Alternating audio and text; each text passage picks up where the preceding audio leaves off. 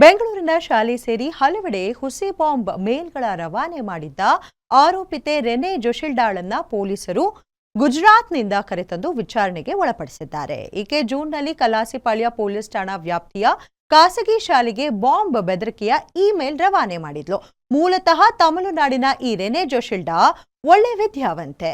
IT ಕಂಪನಿಯಲ್ಲಿ software engineer ಆಗಿದ್ಲು. ಅಲ್ಲಿಯೇ ತನ್ನೊಂದಿಗೆ ಕೆಲಸ ಮಾಡ್ತಿದ್ದ ಪ್ರಭಾಕರ್ ಎಂಬಾತನ ಮೇಲೆ ಪ್ರೀತಿ ಮಾಡ್ತಿದ್ಲು.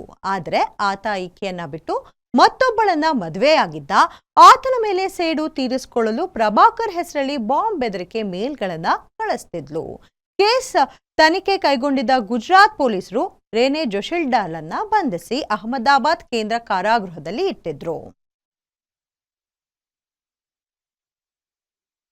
ಯಾರು ಕಸ್ಟಡಿಯಲ್ಲಿ ನಾವು ತೊಗೊಂಡಿದ್ದೀವಿ ಒಬ್ಬ ಲೇಡಿಗೆ, ಅವಳ ಕಡೆಯಿಂದ ಇದು ಕ್ಲಿಯರ್ ಕಟ್ ಈ 9 ಕೇಸಲ್ಲಿ ಕೈ ಮಾಡಿದ್ದು ಕಾಣ್ತದೆ. ಕೆಲವು ಪರ್ಸ್ನಲ್ ರೀಸನ್ಸ್ ಇರ್ಬೋದು. ಆ ರೀಸನ್ಸ್ಗೋಸ್ಕರ ಸ್ಪಷ್ಟವಾಗಿ ಅವರು ಹೇಳಿದ ಪ್ರಕಾರ ನಾವು ವೆರಿಫೈ ಮಾಡ್ತಾಯಿದ್ದೀವಿ. ಪರ್ಸ್ನಲ್ ರೀಸನ್ಗೋಸ್ಕರ ಬೇರೆಯವ್ರ ಮೇಲೆ ಬರಲಿ ಅಂತ ಆ ಉದ್ದೇಶದಿಂದ ಇದು ಮಾಡಿದ್ದಾರೆ ಅವರು. ಆದರೂ ಯಾವುದೂ ಏನೋ ಬೇರೆ ಇಂಟೆನ್ಷನ್ ಇಲ್ಲ.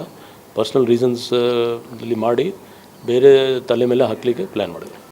ಯಾರು ಕಸ್ಟಡಿಯಲ್ಲಿ ನಾವು ತೊಗೊಂಡಿದ್ದೀವಿ ಒಬ್ಬ ಲೇಡಿಗೆ, ಅವಳ ಕಡೆಯಿಂದ ಇದು ಕ್ಲಿಯರ್ ಕಟ್ ಈ 9 ಕೇಸಲ್ಲಿ ಕೈ ಮಾಡಿದ್ದು ಕಾಣ್ತದೆ. ಕೆಲವು ಪರ್ಸ್ನಲ್ ರೀಸನ್ಸ್ ಇರ್ಬೋದು. ಆ ರೀಸನ್ಸ್ಗೋಸ್ಕರ ಸ್ಪಷ್ಟವಾಗಿ ಅವರು ಹೇಳಿದ ಪ್ರಕಾರ ನಾವು ವೆರಿಫೈ ಮಾಡ್ತಾಯಿದ್ದೀವಿ. Personal reason